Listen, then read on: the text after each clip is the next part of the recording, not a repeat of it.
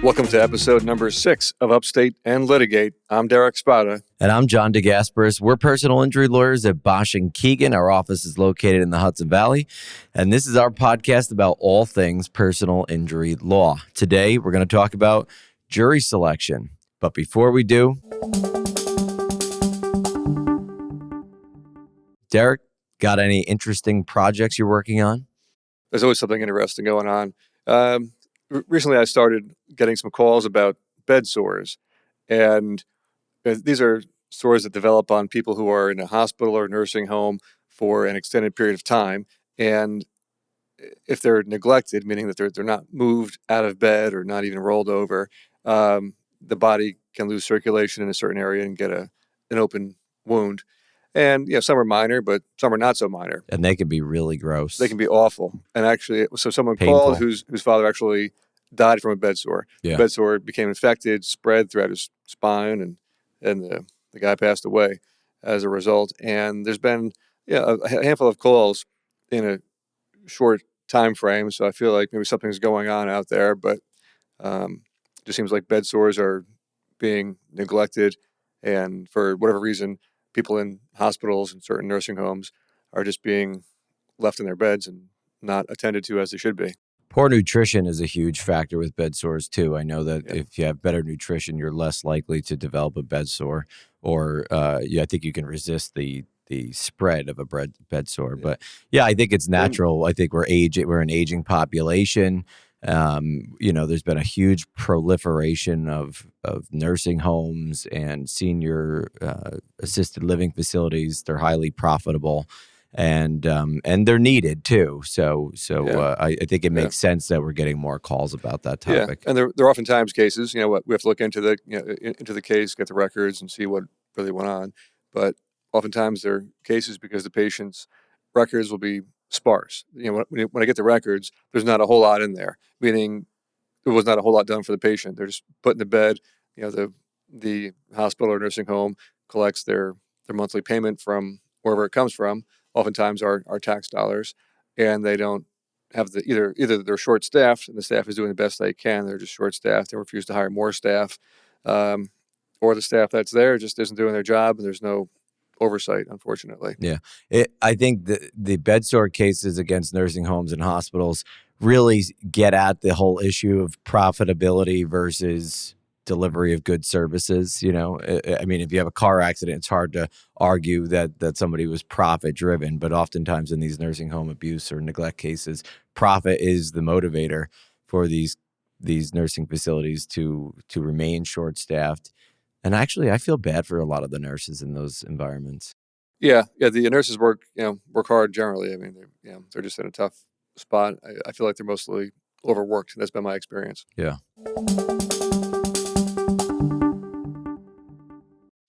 All right, so now we're going on to episode 6, and today we're going to talk about jury selection. You and I could probably talk about jury selection for hours and hours, but we have only a little time. So why don't we just first give people an understanding about what that Monday morning looks like. You've got that jury summons, and you have to show up at the courthouse for jury duty, and you've never done it before. So what are some things that they might expect? Well, it starts out like a bit of a zoo, and and it's based on how many trials are going that week. So if there's only one trial, then they'll bring in less jurors. But if you have 3 or 4 trials going, the place can get really packed. And they're not really jurors until they're selected. You're just there. You parked your car somewhere. If you found parking like blocks from the courthouse, you walked there, and any kind of weather that happens to be going on. And right, you're ordinary citizens until you're selected for jury duty, and then you're just sitting there. There's some waiting that goes on. I mean, some counties are better than others. I think Ulster County is great with how the jurors are handled. Other counties are not so great.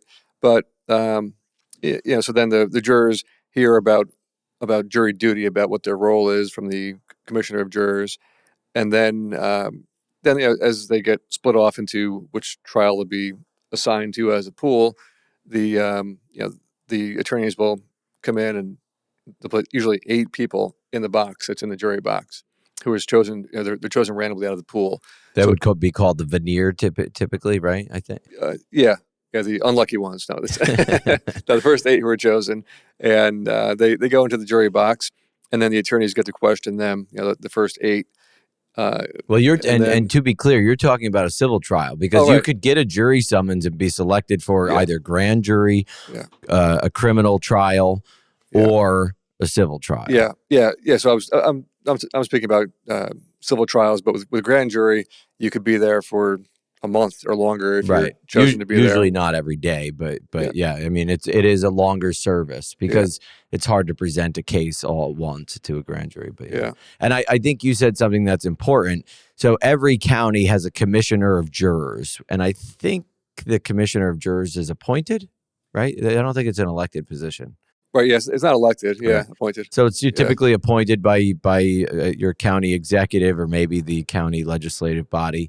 But the commissioner of jurors is the person who is responsible for issuing the summonses. Now they are summonses too, by the way. So if you get a jury summons in the mail, you should not ignore it because it is a summons. If you do not appear, it's punishable by contempt of court, right? yeah, And and I've seen that happen. yeah, I have too. Yeah. Yeah. So But if you can't make it on that date for some reason, if you call the commissioner of jurors beforehand and say, sure.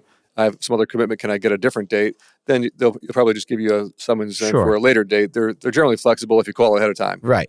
And the commissioner of jurors is responsible for organizing the pool of people who gets called to the court each week. They gather data from voter registration, other things that they have access to, so they know who lives in the county, and they call you to the courthouse, and then you walk in with usually, there's usually a lot of people called to the courthouse, and Derek's right. Depending on the number of trials on in a day, they may call 50 people versus 150, and then you all gather in the courthouse. There's usually some type of introductory piece where they tell you about what's going to happen, and then you get broken into groups or segments, and then you go meet the lawyers. I love jury selection. I think it's the most important part of the trial. I know you and I have talked about that and have differing opinions about it, but I think it's also one of the most fun parts of the trial. Yeah, Yeah, yeah. Although like I thought about this over the past few days before we did this podcast, and I feel like luck is really involved in jury selection. totally. And there's been trials where the first panel is 8 people, so the 8 people get put in the jury box. I ask all 8 people these questions that I have beforehand, and the answers that I get are generally good from all 8 people. I think all 8 people are fair enough, down the middle, open-minded, not biased or prejudiced in any type of way. Fairly good, ordinary type people who would be well suited to be jurors. There's other times when I have 8 people in that jury box, and I ask all of them questions, and I look around, I'm like, oh no, I don't want to keep anybody in this whole jury box. It's awful. I know what you mean, and I agree. It's luck of the draw, and I don't mean luck in selecting that one individual. It's luck of the draw in terms of the 50 or so people that got put into the room that you get to choose from. Yeah. Sometimes you get a warm crowd and sometimes you get a cold crowd. And there is nothing worse when you get a cold crowd, right? I mean, Yeah. you just feel like you're alone on an island, and they all know too. It's like this collective energy, and they know that you're squirming up there and looking for some help, Yeah. But and I think too, every lawyer has their own methodology and way of going about jury selection. I prefer to not necessarily try my case in front of that jury. I prefer to learn about them and to hear them talk. Whereas I think, our law partner, Eli Basch, he has an older style where they like to go in and try the case in jury selection. I try not to do that, and I try to get them to talk. I mean, I certainly touch the issues, but that doesn't mean I'm trying the case. I'm the same. Yeah, I hit the major issues in the case, or if Right. I have any kind of weak points in my case, I try to at least touch on those points. But then I also touch on the strengths of my case as well during jury Right. selection. But yeah, it's really critical to have the jurors speak, talk to you, and even if they just talk to you about what they do in their ordinary lives, not about their views on the law, but what do they do with their spare time? Where do they work? Yeah, I don't do enough of that, I think. I probably should. Yeah, and you get a general idea if they'll be well suited or not, and it's hard to really explain how to choose a juror who's good or not. It's almost like a feel. I get like this It's feeling totally about a it. feel. I mean, there's certain people who just give you awful answers, and then they're not going to be good for your jury. And so those are obvious. But the ones who are better don't necessarily give you these good answers. It's just a feel based on how they talk to you, and whether Also, there's times when I think jurors aren't being forthright in the in the jury panel, which makes things difficult. You and I have talked about this in the past. I often go into jury selection, and at the top of my outline, I have the yes and the no categories, right? And then under yes, I have the people that I'm definitely looking for, and under no, I have those people that I definitely don't want. And then I totally forget about that list and pick people based on feel, right? Yeah, Based on connection, which may or may not be the best way to do it. But I agree that it is often a feel. And you have to be flexible as the trial attorney. I think you have to be able to pivot and react to things that people say, because the reality is we all have different experiences in life and backgrounds, and it's hard to categorically say that I don't want anybody who's a teacher for this case, and then you connect with that one teacher, and you have to take that risk and go for it. Yeah. You have to always be ready to pivot or just roll with it. It's like you have your game plan going in there. It's like same with any sport. You have your game plan, but then if the game doesn't go according to your game plan exactly, then you have to adjust. You can't stick to your game plan all the time, because things may happen differently throughout the game. I always have the zip cord or parachute pull that I do as well. So if I really am not vibing with somebody, and I'm realizing this person's not going to let me get them off for cause, I will ask certain questions that might automatically disqualify that person. So if I'm having like this really intense pedagogical exchange with someone, and I'm like, man, I got to get out of this somehow, all of a sudden I'll take a hard right, and I'll ask a question like, you do live in Ulster County, right? Because if you don't live in the county, you're automatically disqualified. Or there I might go, has anybody on this jury been convicted of a felony? Because I've gotten rid of people like that, although most of the time not intentionally. But or the insurance question, I might, usually I ask the insurance question closer or within the topic of damages. But if I'm struggling, I'll say, does anybody own stock in an insurance company? Because that would disqualify you as well. But I think jury selection, I think, is one of the hardest parts as well. And again, I come at that from a place where I think it's the most important part, which I think makes it the most challenging, because if you get the wrong crew, no matter what you sell them during the trial, it's no good. Yeah. And my clients ask me, I'm sure they ask you, as you approach trial, they ask, what's the jury going to do? Yeah. And it's like, how am I supposed to know? Right. I mean, no one really wants to hear this, but half of the jurors are below average. You just, statistically speaking, half the people are below average, half are above average. Right. And sometimes you get more than half that are below average. Yeah. And that's just the way it goes. You have to work with what you have. Do you use your client to select a jury, or do you do it entirely by yourself? Almost always entirely by myself, unless I really trust my client's intuition. Yeah. Which I typically don't. Because my client has no idea about jury selection. Sure. So. Do you include your client in the process? In other words, like before you're done with your voir dire and questioning, do you include your client in the process of selecting, or no? Typically, no. Okay. Typically. Do you use your paralegal? Because you and I have been bringing our paralegals to trial. A little. Yeah. I actually have started to say, actually the judge isn't there most times, but I've been taking a break. So everybody's done with the questioning. I'll take my client, I'll take the paralegal, we'll go in a room, and I'll sort of like ask for their opinions and things. And then ultimately I control the jury selection process, and I'll make the final decisions. But I will at least include them and use their feedback. Whereas in the past, I wouldn't even leave the room. I would just sort of like do it right there. But yeah. There's times I've had clients give me a comment on a juror here and there they just seem to not like. I'm just thinking about, so you're right. In your typical civil jury trial, 6 jurors deliberate, but you pick 1 to 2 alternates because sometimes people get sick or become unavailable during the middle of the trial after you've already committed all of your time and resources to the trial. So the court will put alternates on. In some courts, you designate alternates, meaning they know that they're the alternate.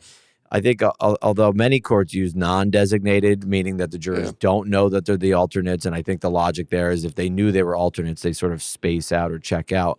But I have picked juries in felony trials where you put 12 jurors at the same time. You pick 12 jurors and then you pick 2 alternates. So you're picking 14 people. But 14 in the box at the same time? 14 in the box. And that's hard to keep track of. With your very questions. Hard. Yeah. It is one of the hardest things I've ever done as a trial lawyer, and I've picked multiple felony trials. It is incredibly challenging to manage 14 personalities, right? And so the contrast between picking 8 people for a civil trial and 14 people, nearly double for a criminal trial, Derek, it is hard. It is tiresome. It's very difficult. But in criminal trials, you can be angling for hung juries and things of that nature. So you can understand, well, it's like you just need that one juror, right? In a criminal trial as a defense attorney, you just need that one juror to hang it. And so so in some ways, strategically, you can be more limited in your scope. But it's a very difficult thing. It's hard work. Yeah. Do you find, this is something I find, I think that most people who serve on a jury, meaning they went to jury duty, they were selected to sit on the trial and saw the trial through to finality, enjoy their experience. They do, yeah. Yeah. And I don't really make it a habit of talking to juries after, but sometimes you bump into them. I've had people call me at the office, weeks or months later, sometimes to hire you. But when you do interact with them, I think they feel that it was a meaningful use of their time. And I tell potential jurors that during jury selection, that most people, I think, enjoy it. They do, yeah. Yeah, I mean, I'm sure the ones who didn't enjoy it maybe left without saying anything. Sure. But, but all the jurors who I've ever talked to after trials all seemed that they were, I'll call it thankful for their experience, or they gained something by being there. Yeah. The other thing I wanted to go back to for a moment, and it seemed like you have your own experience with this, but sometimes people will joke that they're going to skip jury duty, or they question whether they have to show up for jury duty after receiving a summons. Again, it is a jury duty summons. You have been summoned to court, so you must appear. You could be found in contempt of court. I think you could technically be jailed. I think it's a misdemeanor. I think so, yeah. I could be wrong about the criminality of it, but I know that there are penalties for it. I think it is a crime. It's contempt of court.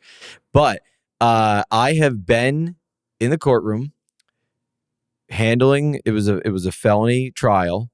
The clerk called out, the next roll call, and there was an empty seat. And so they called the individual's name a second time. No one got up. And I saw the trial judge call in the sheriff and told the sheriff to go arrest the individual who did not show up for jury duty. Saw it happen.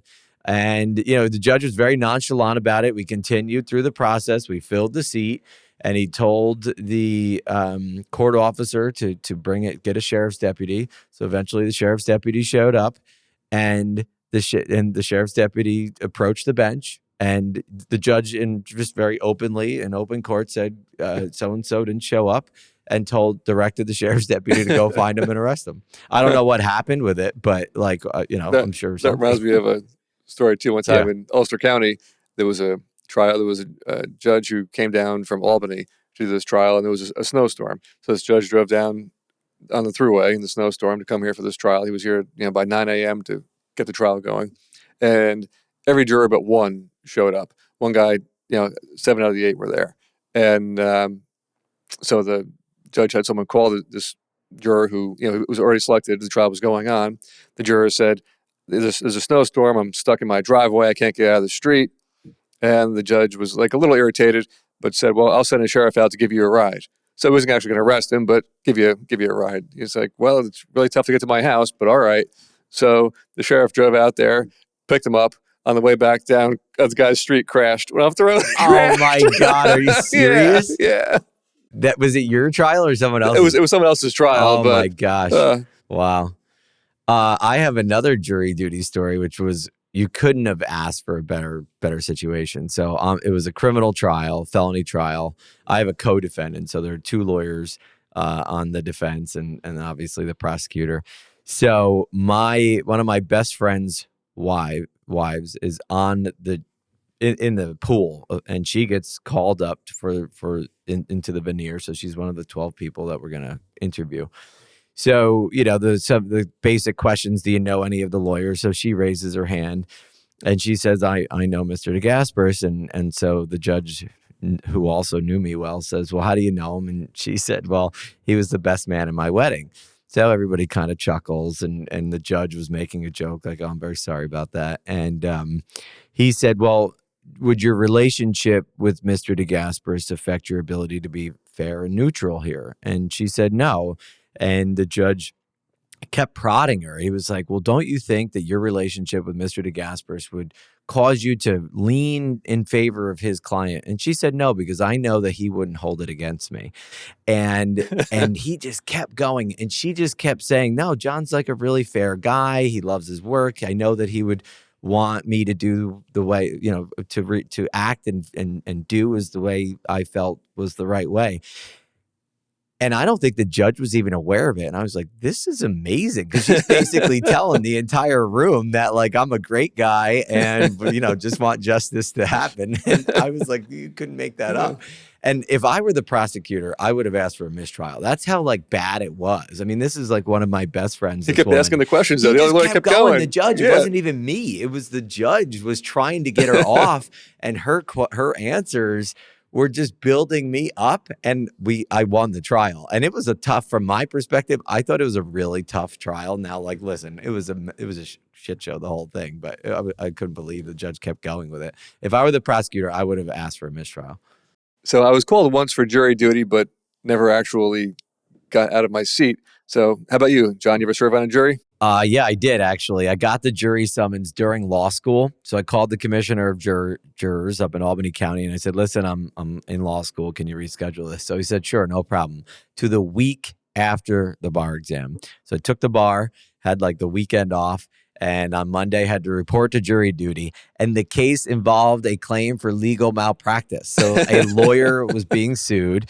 And I, of course, like being lawyer nerd right out of law school, thought it was the most interesting thing going. I'm like watching the lawyers thinking I could do better than this. So I was in the pool, the veneer, actually. I was questioned, and they basically said to me, well, do you think that you could be fair based on your experience in law school? And I said, absolutely. Like, I don't have any skin in the game. I didn't have a job, so it's not like I was plaintiff or defense oriented. However, the law firm that was being sued, one of my best friends from law school, had an associate position there. So I disclosed that, and they said, well, do you think your relationship with your friend from law school and his employment with the firm will in any way impact your decision? And I was like, no, I don't care. Like, the firm's not going to go broke or something. I don't care. And I knew that they were likely insured. And they didn't say goodbye to me right then and there during the questioning. So, they moved on to the next people. And so I was like, oh, I'm definitely getting picked for this one. And I was like, oh, but that was the one time I was ever called for jury duty. My wife has been called twice, and she was on the grand jury, and she found it to be incredibly interesting. Remember Eli Basch, our law partner, he served jury duty for the grand jury as a lawyer. Like, he would every Thursday disappear from the office because he had to go sit on the grand jury. And do you remember all the prosecutors from the DA's office were like, Eli's such a pain in the ass. Yeah. He's like asking all these questions, and he was like, I'm letting them all go. They don't have any proof. He was so funny. He loved it. He loved it. So that's my experience with jury duty. All right, Derek. Well, I think we covered jury duty and jury service pretty thoroughly, although I do think we could talk about this topic every time we did this podcast because it's such an interesting thing, and you learn every time. I learn new strategies and methodologies. But anyway, good job today. And if you remember, ladies and gentlemen, if you get that jury summons, You either have to call the commissioner of jurors to ask for a new date if the proposed date doesn't work for you, or respond to court and enjoy yourself. It's your civic duty, and I think it's a good thing if you do it. And if you have a real reason to not be there, if you really can't be there for some legitimate reason, I think pretty much every attorney would let you go. Oh, that's right. Because if you show up, but you can't continue service, you get credit and you don't have to go back for 6 years.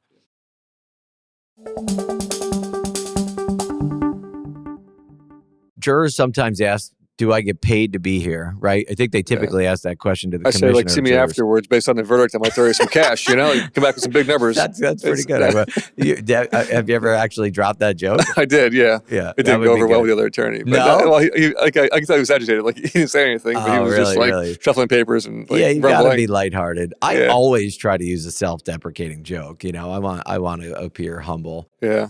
But if you're employed and you miss time from work and you're not paid, you get a whole $40 a day. That's right.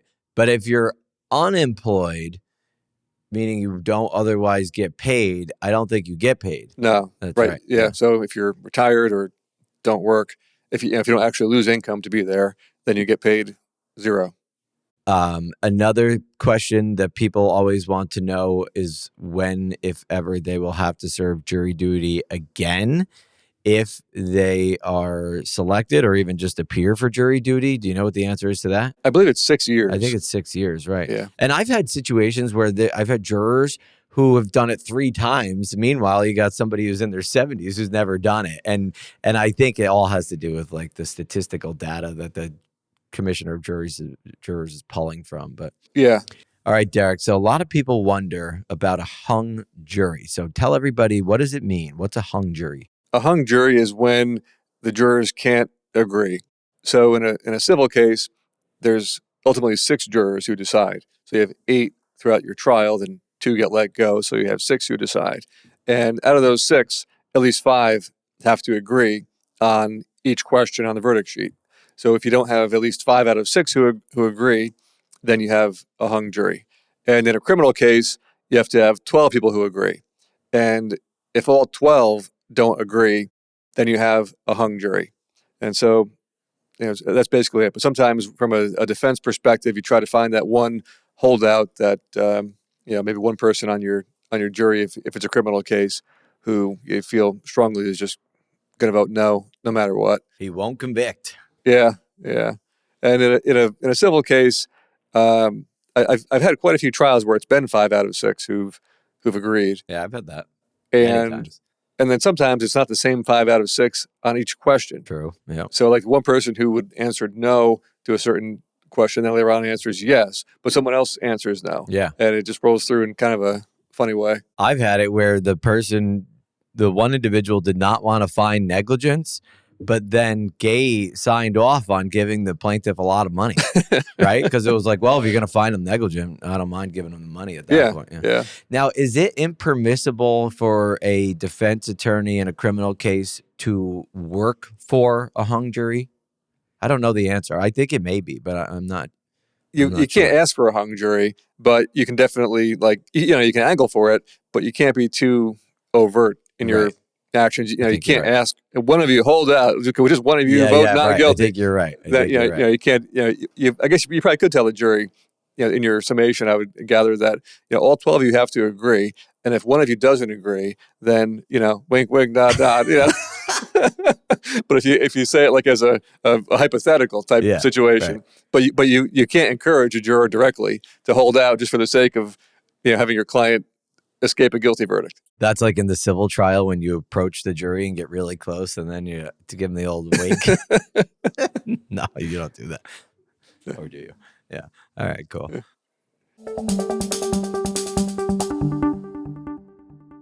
All right, Derek. Let's get local for a minute. All right. What's one of your favorite things to do outside of work in Ulster County? There's so much to do here, but with the weather warming up, I like to do outdoor activities. But I'm still going to say my favorite is to go to the restaurants that we have around here. I think we're fortunate to have a lot of really good restaurants in this area, and it's nice to go out to dinner or have a drink once in a while, and just enjoy the the restaurants that we're fortunate to have here. How about you, John? What do you like to do in Ulster County? I think that I enjoy going to the different towns and walking around, and I really like Woodstock. So any excuse I can have to go to the village of Woodstock, or maybe hike up there, go hang out by the creek, maybe golf or something. I really like to visit Woodstock for any reason.